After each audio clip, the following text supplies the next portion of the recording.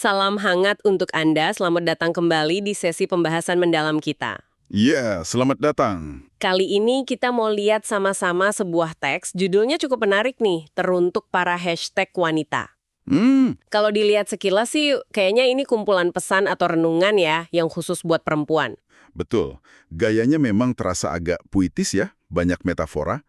Yang bikin penasaran tuh, gimana teks ini ngelihat wanita dari banyak sisi.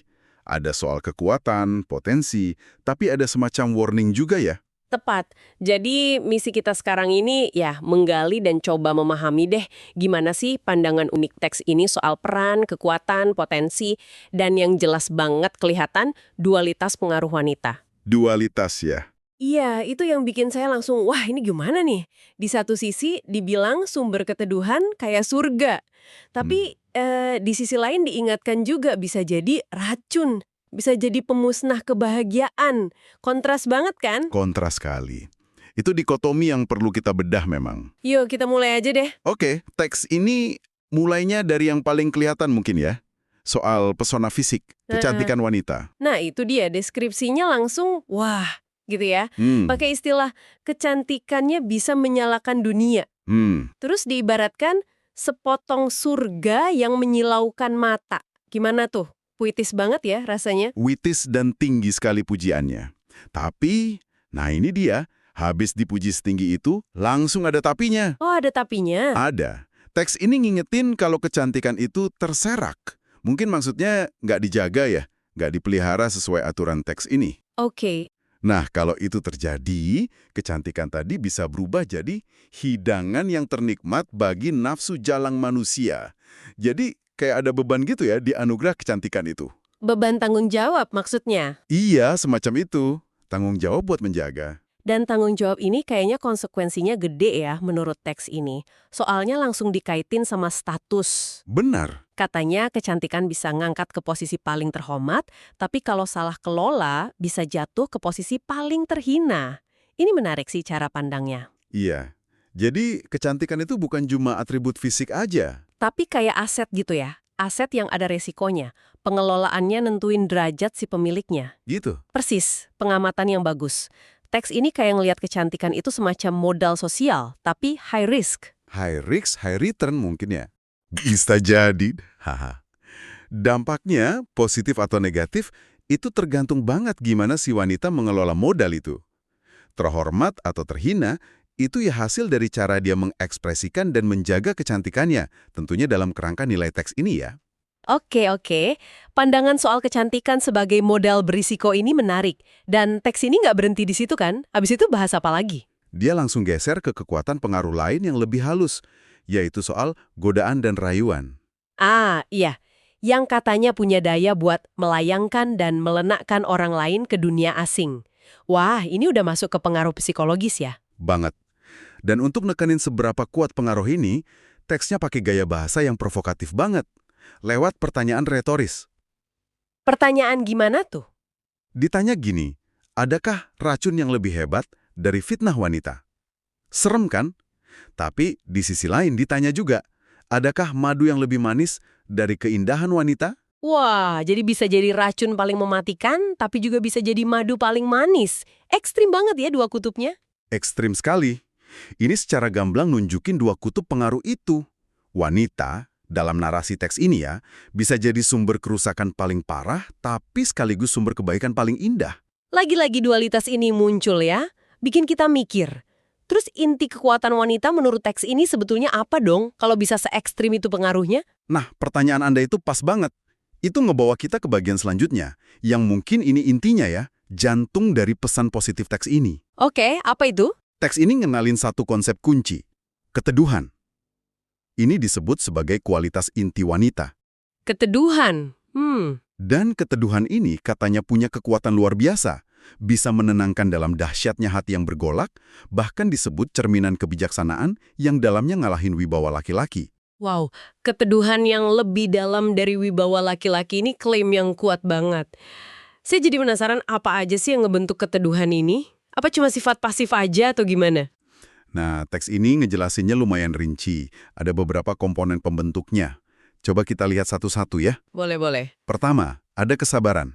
Teks ini bilang, kemampuan wanita buat sabar, entah itu sama diri sendiri atau sama cobaan, itu kunci stabilitas. Kunci stabilitas, maksudnya? Ya, sampai dibilang gini, dunia ini akan tetap baik-baik saja. Itu berkat kesabaran wanita. Jadi, kesabaran itu bukan cuma sifat pribadi, tapi kayak pilar gitu. Pilar penopang harmoni yang lebih luas. Wah, peran yang fundamental banget ya kesabaran itu. Ada contoh spesifiknya nggak di teks atau lebih ke prinsip aja? Kayaknya lebih disajikan sebagai prinsip dasar gitu ya. Nah, elemen kedua itu lisan, ucapan. Oh, kekuatan kata-kata ya. Iya, yang digambarkan punya kekuatan dahsyat, kayak pisau bermata dua. Bisa membangun, bisa menghancurkan, gitu ya? Betul, ucapannya bisa menegak, maksudnya membangun, atau malah menghancurkan suaminya. Dan penentunya, kata teks ini, itu pilihan yang berakar dari kebijakan hatinya sendiri. Jadi tergantung hatinya bijak atau enggak gitu ya. Ucapannya bisa jadi berkat atau malah bencana. Oke, masuk akal sih. Terus apa lagi? Ketiga, semangat. Ini disebut sebagai penguat. Yang menarik, teks ini ngakuin kalau fisik wanita mungkin lemah. Tapi justru yang ditonjolin itu keteguhan jiwa wanita. Itu dianggap kekuatan transformatif yang dahsyat banget. Sekuat apa emang? Sampai dibilang bisa ngubah gelap jadi terang, putus asa jadi niat tangguh, bahkan pakai hiperbola mampu untuk memindahkan gunung sekalipun. Jelas banget fokusnya ke kekuatan mental dan spiritual. Jadi kekuatan intinya bukan di fisik ya, tapi di mental, di semangat juangnya ya. Menarik, menarik. Elemen selanjutnya? Keempat, kelembutan. Nah, ini diposisikannya bukan cuma sifat bawaan biasa, tapi sebagai refleksi dari keagungan dan kasih sayang Allah yang muncul di dunia. Wah, ada dimensi ilahiyahnya ya. Iya, contoh paling nyatanya itu dekapan ibu. Itu disebut simbol tempat berlindung terhangat. Jadi kelembutan di sini ada nuansa sakralnya. Kelembutan sebagai cerminan kasih sayang Tuhan. Dalam banget ya maknanya. Masih ada lagi? Ada satu lagi, yang kelima. Dan ini cukup penting ya dalam kerangka nilai teks ini, yaitu ketaatan. Ketaatan. Ketaatan pada siapa nih? Teks ini bahas dua jenis. Pertama, ketaatan pada Allah, yang katanya bakal bawa ke surga. Kedua, ketaatan pada suami. Nah, ketaatan pada suami ini fungsinya apa menurut teks ini? Menurut teks ini ya, fungsinya untuk menjauhkan cacat harga diri seorang laki-laki dan menjadikan wanita sebagai simpanan yang terbaik. Penting nih kita catat interpretasi soal ketaatan ini pasti sangat terikat sama sistem nilai penulis teks ya. Oke, oke. Jadi kalau dirangkum, keteduhan ini kompleks banget ya? Bukan pasif sama sekali. Ada kesabaran sebagai fondasi, terus lisan yang bijak, semangat juang mental, kelembutan yang spiritual, dan terakhir, ketaatan dalam konteks nilai teks ini. Gabungan dari banyak kualitas internal ya. Tepat sekali. Keteduhan di sini itu konsep aktif. Kekuatan yang lahir dari gabungan kualitas batiniah yang kuat dan diarahkan positif menurut pandangan penulisnya. Ini inti potensi konstruktif wanita di teks ini. Tapi kan tadi di awal kita udah singgung ya, teks ini nggak cuma muji-muji aja. Abis ngejelasin potensi keteduhan yang agung ini, kok kayaknya nadanya berubah lagi ya? Betul, ada belokan tajam. Ada peringatan keras kalau wanita juga bisa jadi pemusnah kebahagiaan yang tidak akan lekang oleh waktu. Ini kontrasnya bikin kita berhenti sejenak deh. Kok bisa gitu ya? Iya, kontras banget. Dan teks ini cukup jelas nyebutin akar dari potensi destruktif ini. Lagi-lagi menurut kacamatanya dia ya. Apa aja tuh akarnya? Sumber pertama disebut tuntutan yang tidak pantas. Ini dikaitkan langsung sama kondisi wanita tidak mengerti arti sebuah rasa syukur atas dunia. Nggak bersyukur ya intinya. Kurang lebih begitu. Akibatnya apa? Tuntutannya itu bikin dunia atau mungkin lingkungan sekitarnya ya, jadi diliputi oleh rasa repot. Jadi ada hubungan sebab akibat. Nggak bersyukur, terus nuntut macam-macam, akhirnya bikin nggak harmonis atau repot. Jadi rasa syukur itu kayak rem internal gitu ya. Biar tuntutan nggak kelewatan dan ngerusak kebahagiaan. Menarik. Terus sumber kedua potensi ngerusaknya apa? Sumber kedua disebut pembangkangan. Ini digambarin sebagai kondisi waktu wanita udah jadi budak dari nafsunya sendiri. Budak nafsu. Iya, dan merasa paling bener, paling berakal. Nah, konsekuensinya apa kalau udah gitu? Kata teks ini, dia bakal terombang-ambing dalam sebuah ukuran yang tidak pasti dan berakhir dalam kebingungannya sendiri. Wah. Ini bisa kita baca kayak peringatan soal bahaya egoisme, ngikutin hawa nafsu tanpa kendali, sampai akhirnya kehilangan pegangan pada prinsip yang dianggap benar sama teks ini. Luar biasa ya kontrasnya. Sosok yang sama, yang tadi digambarkan sebagai sumber keteduhan lewat sabar, lisan bijak, semangat, lembut, taat. Sekarang diingetin bisa jadi penghancur kalau nggak bersyukur dan membangkang dari nilai-nilai teks ini. Bener-bener dua sisi mata uang ya. Persis. Teks ini konsisten banget nyajiin dualitas ini. Kayak mau nekenin kalau potensi baik dan buruk itu ya ada dua-duanya dalam diri wanita. Faktor penentunya yaitu tadi, kondisi internalnya, gimana dia ngelola hati, nafsu, dan rasa syukurnya. Oke, setelah dijelasin potensi ekstrim ini membangun lewat keteduhan, merusak lewat nggak bersyukur, dan membangkang, teks ini ngarah kemana lagi?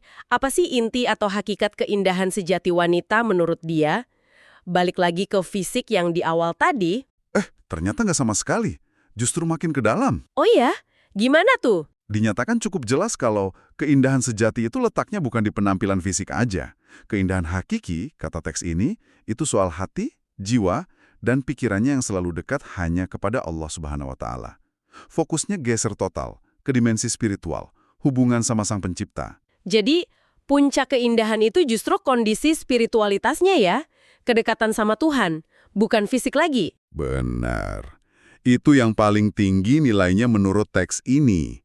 Dan pesan ini dikuatin lagi dengan pernyataan kalau wanita itu pada dasarnya indah, bahkan terlalu indah untuk disia-siakan oleh dirinya sendiri. Maksudnya gimana tuh, terlalu indah untuk disia-siakan? Kayak mau bilang, ada nilai intrinsik yang luhur banget dalam diri wanita yang perlu dijaga, dirawat. Dan cara terbaik ngerawatnya, ya lewat kedekatan spiritual tadi. Hal-hal lain kayak kecantikan fisik, pengaruh sosial, itu kayak turunan atau cerminan aja dari kondisi batin ini. Oke. Nah, kita udah mau sampai di bagian akhir teks ini nih. Kayaknya ada kesimpulan yang lugas dan kuat ya. Iya. Disebutkan kalau wanita itu sendirilah yang jadi penyambung ataupun pemutus dari semua keindahan dan potensi yang dia punya. Wah, ini kayaknya nekenin banget soal pilihan pribadi ya, agensi wanita itu sendiri. Saya setuju banget. Kalau kita tarik benang merahnya dari awal sampai akhir, kesimpulan ini secara eksplisit naruh tanggung jawab akhir itu di tangan wanita. Jadi dia yang nentuin mau jadi apa gitu. Iya, arah pengaruhnya mau jadi sumber keteduhan dan keindahan, atau malah sebaliknya jadi sumber kesedihan dan kehancuran, itu semua, kata teks ini, ya tergantung pilihan dan kondisi internalnya. Hati, jiwa, pikiran, dan yang paling penting, kedekatannya sama nilai spiritual yang dianut teks ini. Wanita jadi pusat penentu aktualisasi potensinya. Baiklah, setelah kita kupas lapis demi lapis ya pandangan dari teks teruntuk para hashtag wanita ini, kira-kira apa nih intisari yang bisa kita ambil buat Anda, pendengar kita? Yang jelas kita nemu perspektif yang sangat menekankan dualitas potensi ya, menurut sumber ini. Di satu sisi, wanita dilihat sebagai sumber keteduhan, kekuatan batin, Lewat kesabaran, lisan bijak, semangat, kelembutan, ketaatan itu tadi ya. betul, dan keindahan sejati yang akarnya di spiritualitas. Tapi di sisi lain, teks yang sama ngasih peringatan keras banget soal potensi destruktifnya. Kalau wanita ini menurut kacamata teks ini yang menyimpang dari jalur syukur dan pengendalian diri? Terjebak dalam tuntutan berlebih atau pembangkangan karena nafsu ya. Iya. Itu, Jadi kalau disingkat nih, pesan utamanya kayaknya penekanan luar biasa pada kualitas internal ya. Sabar, bijak bicara, semangat, lembut, taat, dan puncaknya kedekatan spiritual sama Tuhan. itu jadi faktor penentu utama pengaruh dan nilai seorang wanita. Setidaknya ya menurut perspektif spesifik teks ini. Kecantikan fisik dan pengaruh sosialnya jadi kayak konsekuensi aja gitu ya dari kondisi batin ini. Bisa dibilang begitu. Tapi penting banget kita ingat bareng-bareng ya. Ini kan pandangan dari satu sumber teks aja. Punya latar belakang dan keyakinannya sendiri, pemahaman kita ini tentang apa yang teks ini sampaikan. Tentu. Memahami sumbernya itu kuncinya. Nah, sebagai penutup nih, kami mau ajak Anda merenung sedikit. Ada pertanyaan yang muncul dari diskusi kita, tapi nggak dijawab langsung sama teks ini. Oke, pertanyaan apa tuh? Gini, mengingat pandangan teks ini soal pengaruh besar wanita yang sumbernya dari sifat internal dan kondisi spiritualnya, gimana Anda ngelihat resonansi atau mungkin tantangan dari gagasan ini di pengalaman atau pengamatan Anda sehari-hari di dunia kita sekarang ini? Menarik. Apakah konsep keteduhan yang kompleks ini plus peringatan soal potensi merusaknya masih relevan? Atau mungkin perlu kita pahami ulang, kita kontekstualisasikan lagi dengan zaman sekarang? Gimana menurut Anda? Wah, itu pertanyaan yang bagus banget buat dibawa pulang dan direnungkan lebih jauh ya. Iya kan? Semoga bisa jadi bahan refleksi. Pasti. Oke deh, terima kasih banyak sudah menyimak sesi pembahasan mendalam kita kali ini soal teks teruntuk para hashtag wanita. Semoga penelusuran ini ngasih sudut pandang baru buat Anda. Ya, terima kasih juga. Sampai ketemu lagi di kesempatan berikutnya.